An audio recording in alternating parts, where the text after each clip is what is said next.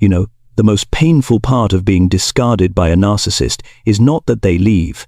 It's the strange feeling that lingers afterward. You can't quite name what just happened, yet your body knows with absolute certainty that nothing has truly ended.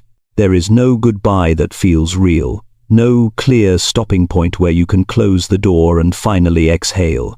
There is only an unfinished void left behind, and it is that very void that begins to take control of your mind. Have you noticed that a narcissist's discard is rarely an impulsive emotional act? It resembles a power ritual more than a breakup, a staged maneuver meant to reassert dominance. They can disappear whenever they choose, and you will be the one left to deal with the aftermath. In the moment they withdraw, what they are really doing is not abandoning you, but placing themselves at the center of your emotional system, forcing you to react, to question, to search for meaning in their silence. For a narcissist, power has never been about loving or not loving. Power lies in the ability to prevent someone else from achieving closure. They don't need mature attachment. They need proof that you are still being pulled toward them, even in their absence. As long as you are confused, waiting, questioning yourself, or hoping their illusion of control remains alive. And here is the paradox. The discard only works as long as you believe it is an ending. The moment you see it for what it truly is, a mechanism of control rather than a decision rooted in love, the entire structure begins to fracture.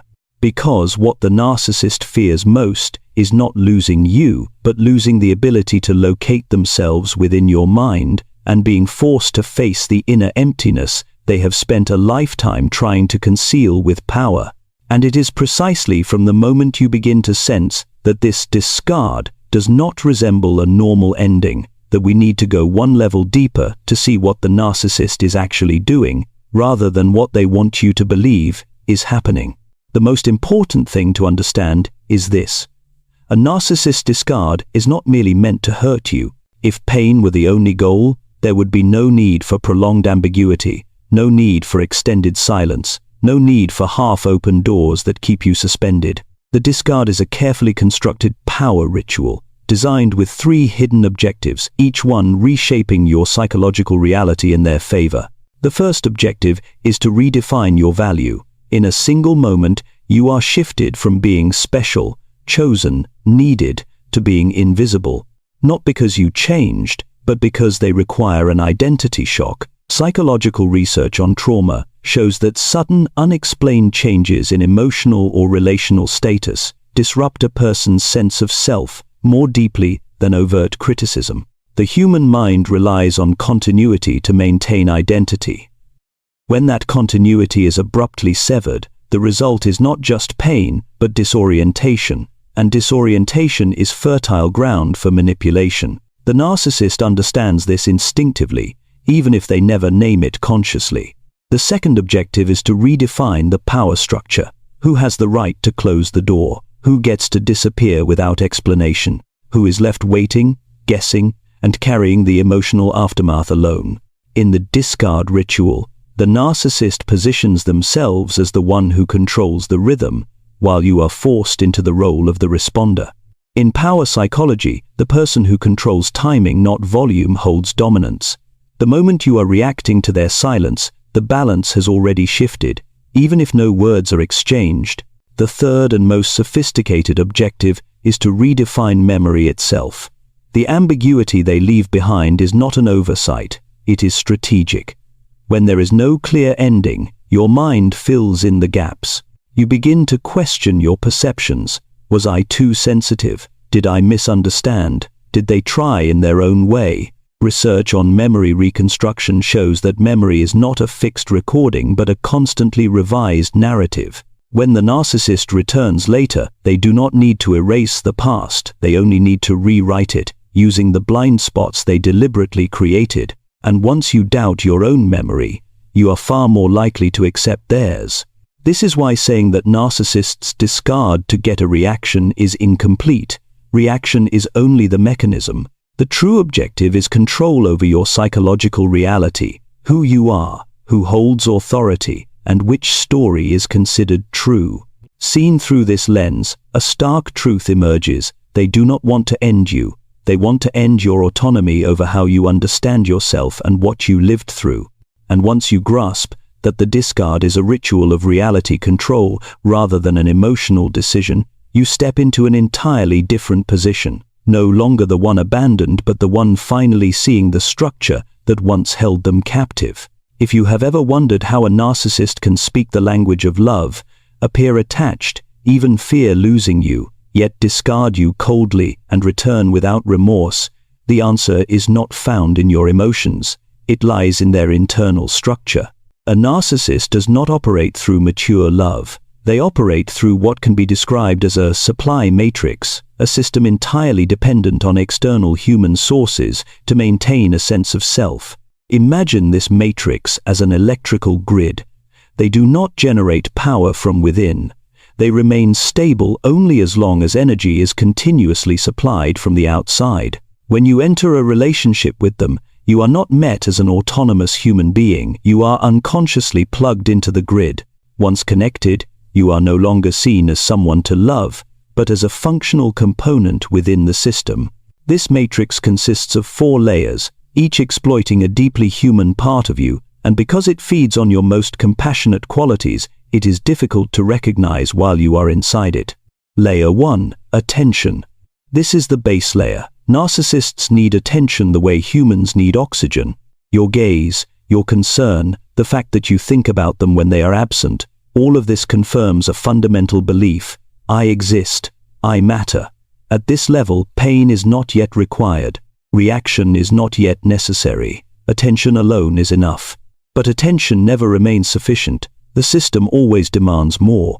Layer 2. Reaction. Attention alone eventually loses potency. The narcissist then seeks emotional reaction, anger, sadness, confusion, explanations, pursuit. Why? Because reaction proves they can influence your nervous system. Research on emotional conditioning shows that intense emotional reactions, whether positive or negative, activate dopamine and reinforce a sense of control. For narcissists, making you cry can be more validating than making you smile, because tears signal dominance. This is where you begin to feel unlike yourself. You analyze their words obsessively. You lose sleep over silence. You react strongly and then blame yourself for being too sensitive. In reality, you are being pulled deeper into the grid. Layer 3. Role. Once reaction becomes reliable, the system requires structure. At this point, they no longer just need your response, they need you in a role. Most often, the healer, the one who understands, or the witness. You become the person who sees their wounds, who stays when it's hard, who believes there is a wounded child beneath the behavior. Here, the danger is no longer what they do to you, but who you become. Leaving feels like betrayal. Staying feels like responsibility. Studies on attachment patterns show that highly empathic individuals are particularly vulnerable at this layer because their moral identity becomes tied to not abandoning others. Layer 4. Narrative. This is the deepest layer. Narcissists do not only need reaction or loyalty, they need your belief in a story where they are central. The misunderstood hero, the victim of the past, or the uniquely complex soul only you can grasp. Once you accept this narrative, they no longer need to control behavior directly. You will adjust your memories, perceptions, and emotions to preserve the story. At this level, they can leave without losing you. Because you carry them internally, you fill the silence for them.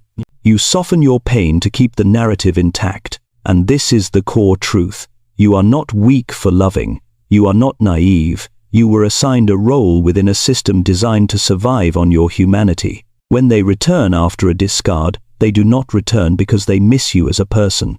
They return because a layer of the matrix has gone dark. Your silence destabilizes the system. When you withdraw attention, the first layer collapses. When you stop reacting, the second collapses. When you stop rescuing, the third collapses. When you stop believing the old story, the fourth collapses. And when all 4 layers destabilize, the narcissist does not experience heartbreak. They experience self-loss. That is why they return, not to love, but to restart the matrix. Remember this deeply. You do not escape by overpowering them. You escape by stepping out of the role the system requires. The supply matrix does not collapse because you attack it. It collapses because you are no longer standing where it can draw power. What most people misunderstand after leaving a narcissistic relationship is believing that silence is merely not responding. In the narcissist's psychological world, silence is never empty. It is an event, a system interruption, a moment when their entire structure of control begins to slip.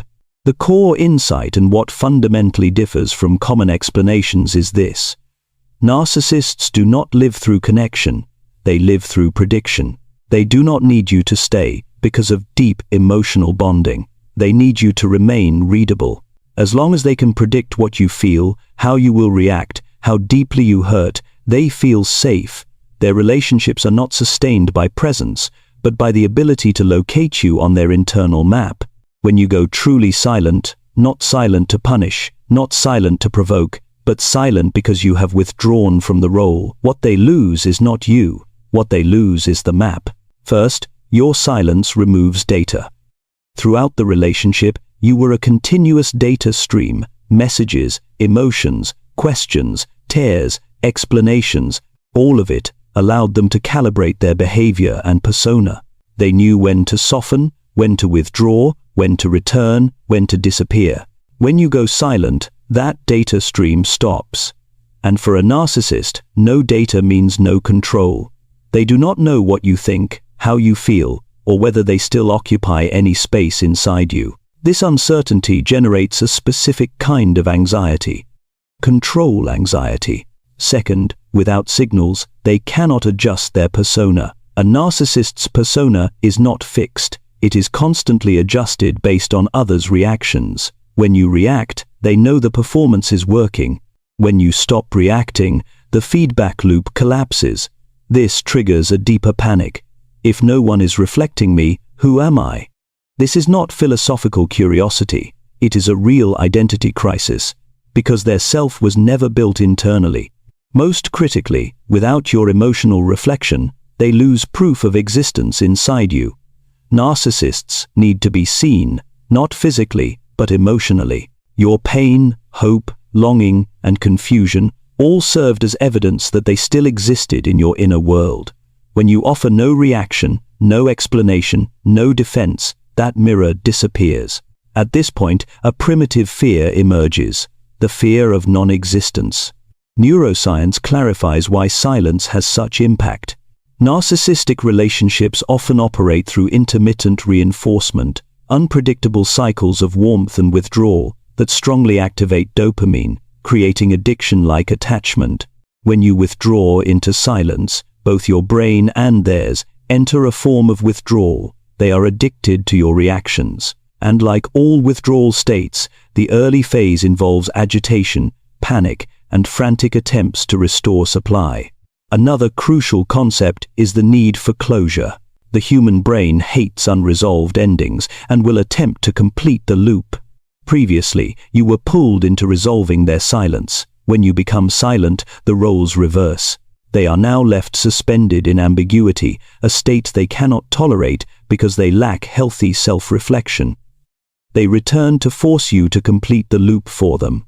This is why silence often triggers erratic behavior: surveillance, baiting, emotional performances, or sudden rage. Not because they love you more, but because they can no longer predict you. For narcissists, unpredictability is more threatening than loss. The truth is simple and precise. They do not fear losing you. People can be replaced. What they fear is losing their ability to locate you within their control system. When you are silent, you do not disappear. You exit their radar.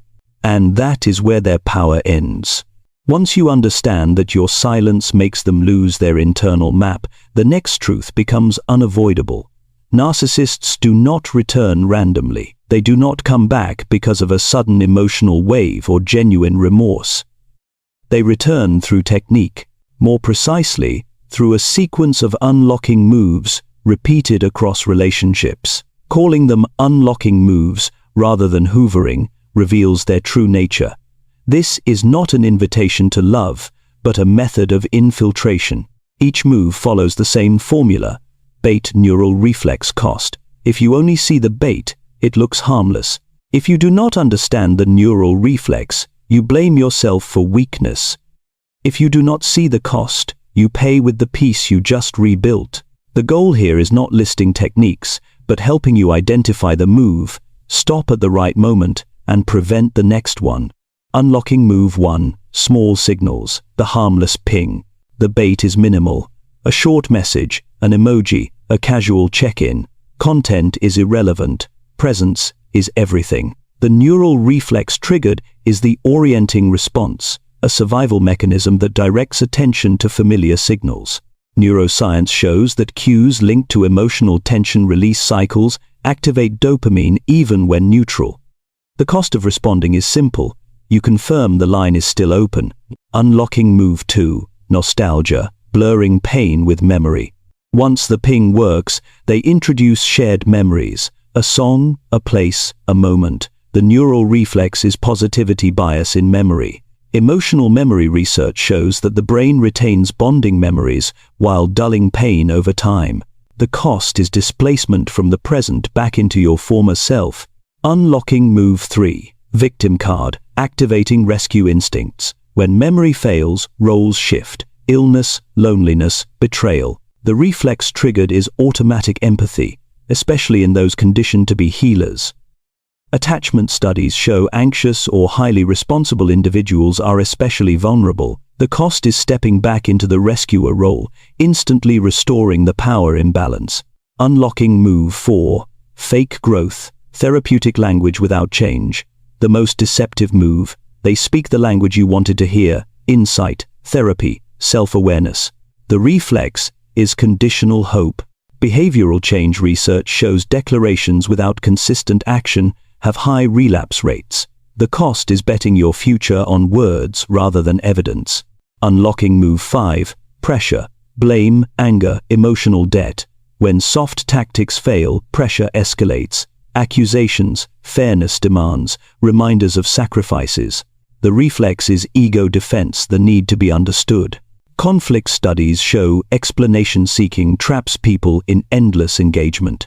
The cost is reopening old battles on familiar ground. These moves are sequential, escalating, and stop the moment one works. Seen as a map, their return is not love, it is a technical operation to regain access. And once you recognize the move in play, you do not need to defeat them. You simply need to not unlock the door. When your silence lasts long enough, something critical begins to happen on the other side, but not in the way most wounded people imagine. A narcissist does not collapse because they lost someone they loved. They are not grieving a meaningful bond the way a psychologically healthy person does. What they experience is something far more unsettling and far less emotional. A silent collapse, quiet, invisible, but structural. This collapse is not dramatic. There are no tears, no sincere regret, no inner reckoning. What collapses is the psychological architecture that once allowed them to function. To understand this clearly, one distinction matters above all else. Narcissists do not self-regulate from within. They are regulated through other people. You were never just a partner, a lover, or a companion.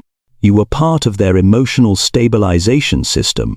So when you go silent, you do not disappear, their system stops working. This collapse unfolds in 3 distinct structural layers. First layer, image collapse, no longer seen, no longer proven. The first structure to collapse is image.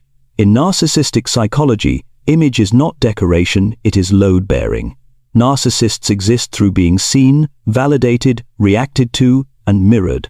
They require external attention to confirm their sense of self. When you stop reacting, the first thing they lose is not you, it is their audience. No messages, no emotional feedback, no visible response. This creates a specific kind of psychological vacuum. They no longer know how they exist in your inner world, and because their identity is dependent on being perceived, that vacuum quickly becomes internal panic. This is why they often intensify performance, posting more, exaggerating happiness, displaying confidence, creating drama elsewhere. But something crucial has changed. Without your reaction, every performance becomes a monologue.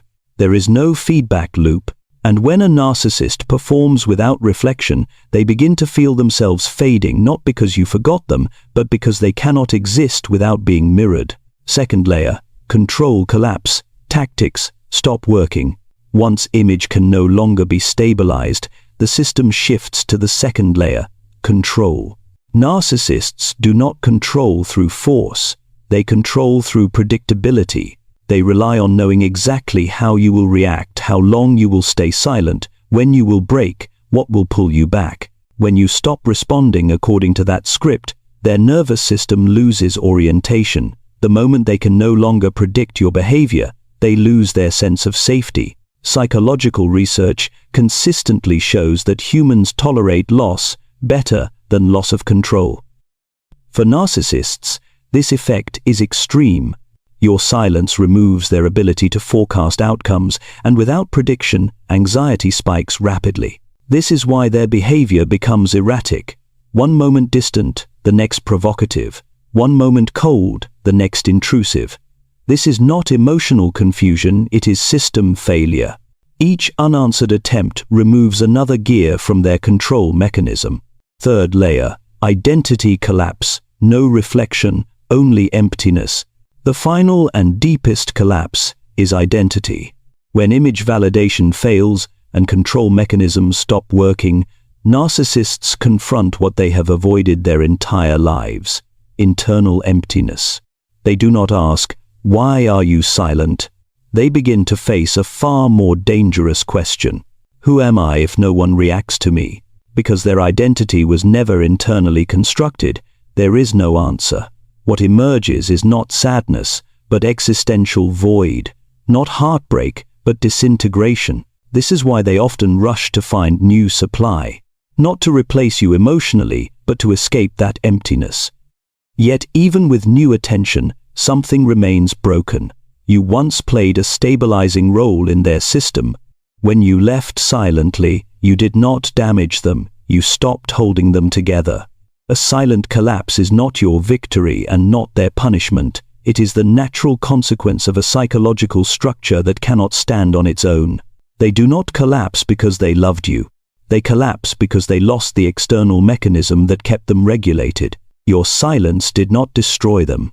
It revealed what was already fragile, and that is the part they fear the most. After you understand that a narcissist's return is not love, not remorse, but a survival reflex of a psychological structure that is beginning to crack, the next question is no longer, have they changed? But a far colder and more realistic one, what happens if you go back? And the answer, painful as it is, needs to be stated plainly. Going back never brings you to a neutral starting point. It pulls you back into an upgraded version of the same old loop, where their power is more refined and the cost you pay is significantly higher. There are 4 core traps that make giving them another chance neither neutral nor harmless. Trap 1. Paying with self-respect. You confirm their right to enter and exit your life. The moment you agree to let them back in, even just to talk things through, a powerful unspoken message is sent. Your boundaries are permeable. In the psychology of power, this is not a small detail. It is foundational, because for a narcissist, power does not lie in being right or wrong. It lies in whether they are allowed to return. When you open the door again, you are not simply reopening a conversation. You are confirming that they can appear, disappear, and reappear without paying a proportional cost. What makes this dangerous is that you rarely experience it as a sudden loss of self-respect. It happens quietly. You begin to soften your words, manage their emotions, downplay old pain to keep things stable, and each of these small adjustments is how self-respect is drained, not in one blow, but through hundreds of tiny concessions. Trap 2. Addiction to being understood. Dialogue becomes a maze. One of the strongest temptations when they return is the feeling that this time you will finally be understood, that you will finally get an explanation, a coherent answer for everything that once hurt you. But this is the most dangerous cognitive trap of all. The human brain hates unfinished stories. It seeks closure, and narcissists, consciously or not, use this very need to pull you into a conversational maze with no exit. You explain, they counter. You offer emotion, they reinterpret. You present facts, they blur the context. Each round convinces you that if you just explain a little more, a little clearer, things will finally make sense. But the truth is this: their goal is not to understand you, it is to keep you talking. Because as long as you are engaging, you remain inside their gravitational field. Trap 3. Neurological reconditioning. The reward-punishment loop intensifies. This is the deepest and most dangerous trap, because it operates not at the level of conscious thought, but at the level of the nervous system. Relationships with narcissists function through intermittent reinforcement cycles of tension followed by brief relief. It is precisely this unpredictability that causes the brain to release dopamine more intensely than stable rewards ever could. When you go back, your nervous system does not reset. It returns to a state of prior addiction. But this time, your tolerance is lower and the intensity is higher. What once hurt at a level 7 now hits at a 9.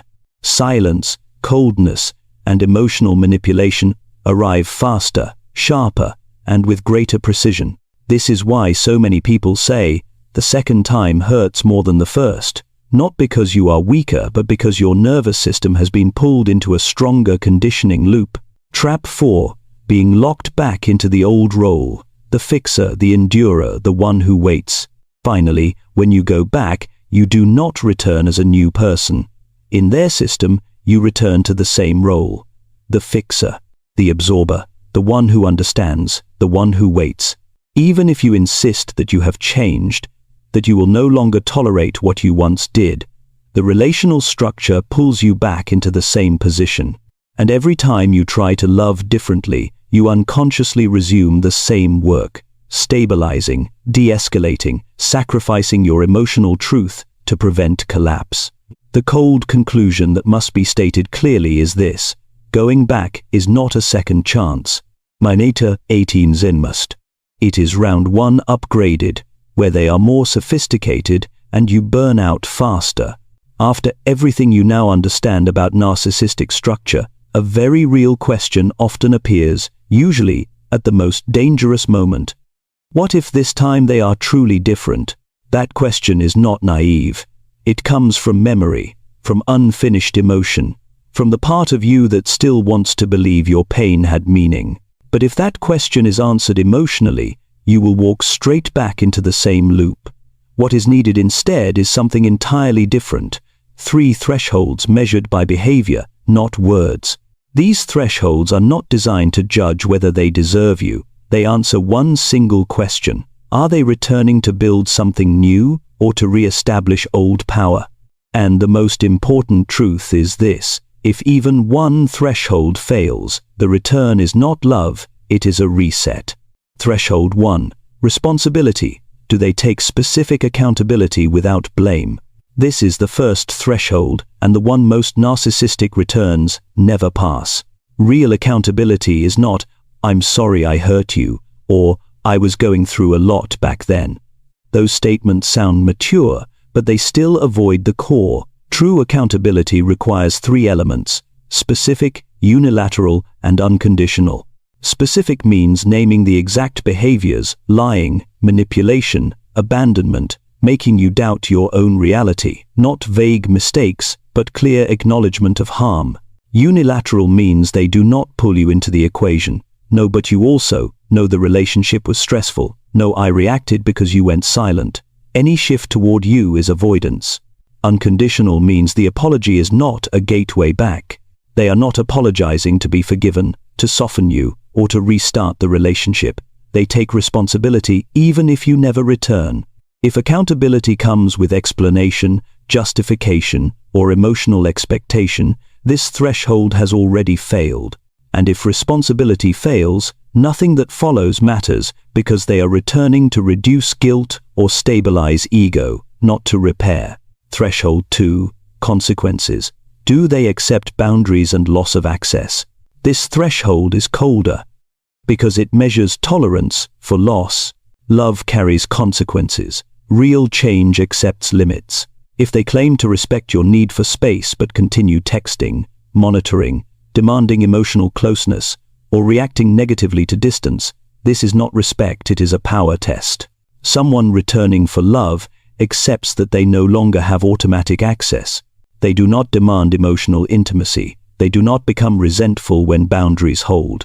They understand that limits are the cost of past harm. Someone returning to reset power cannot tolerate boundaries. They will label you cold, closed off, or unfair. They turn your self-protection into a moral flaw. If they cannot accept loss of access, they are not motivated by love, but by lost control. Threshold 3. Consistency is change stable over time. This is the final threshold and the one narcissists often fail last, because short-term performance is easy. True change is not measured in days or gestures. It is measured in stability under pressure. When attention fades, do they remain respectful? When you say no, do they stay regulated? When you are slow to respond, do they react with entitlement? Someone returning for love understands they are being observed, not rewarded. They do not demand credit for trying. They do not trade effort for your return. Someone returning to reset power changes while watched and deteriorates once you relax. Their consistency depends on whether you remain within their orbit. And here is the final truth. Real change does not require your return to exist. If their transformation only appears when you re-enter their life, it is not growth, it is strategy.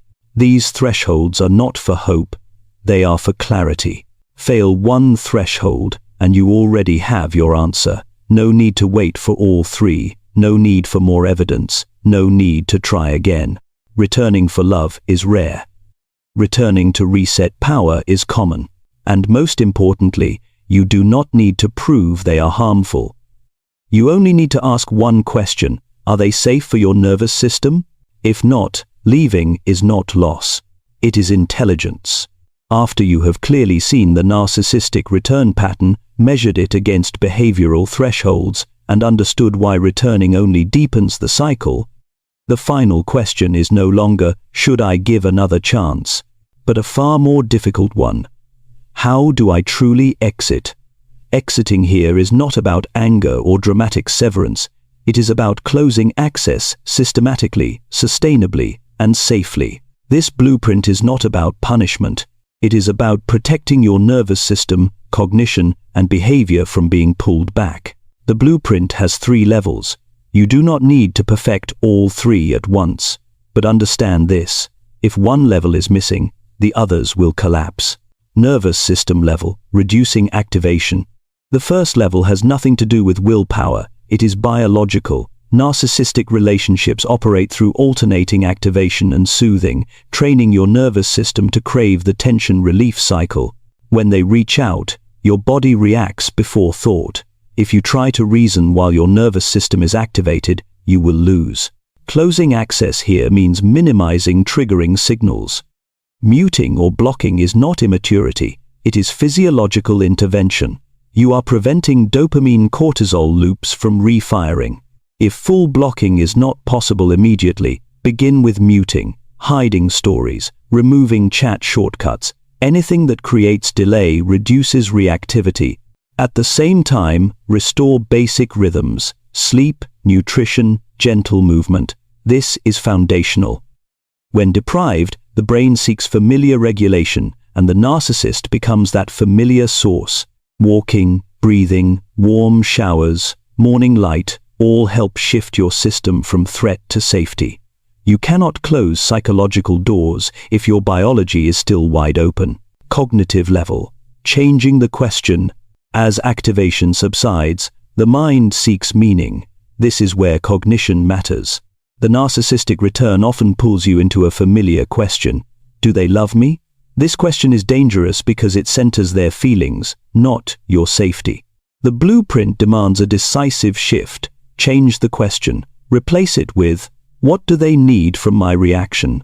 One question shift changes the entire frame. You stop searching for love and start observing motivation. This reframing reveals the need for ego repair, control, testing, emptiness, soothing, or narrative rewriting. When motive becomes visible, emotional pull weakens. Understanding is the antidote to confusion. Remember, any thought that urges explanation, proof, or making them understand is a thought pulling you back into the old system. You do not need to understand them further. You need to understand yourself enough not to re-enter. Behavioral level, the 3 no's plus response script. The first 2 levels stabilize you. The third determines whether you exit. This is behavioral discipline. The core rule is the 3 NO's. No arguing, no explaining, no correcting. These are the primary entry points narcissists use. Argument gives them a stage. Explanation gives them data. Correction gives them narrative control.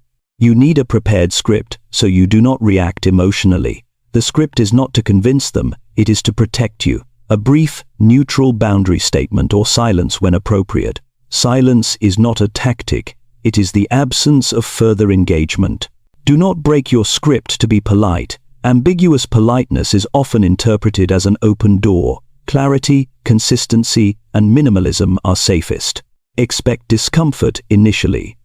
This is not failure, it is your nervous system detoxing from conditioning. The discomfort passes if you do not reopen access. Closing the blueprint. These 3 levels are not one-time actions, they are a protective cycle. Each time you hold a boundary, the cycle strengthens.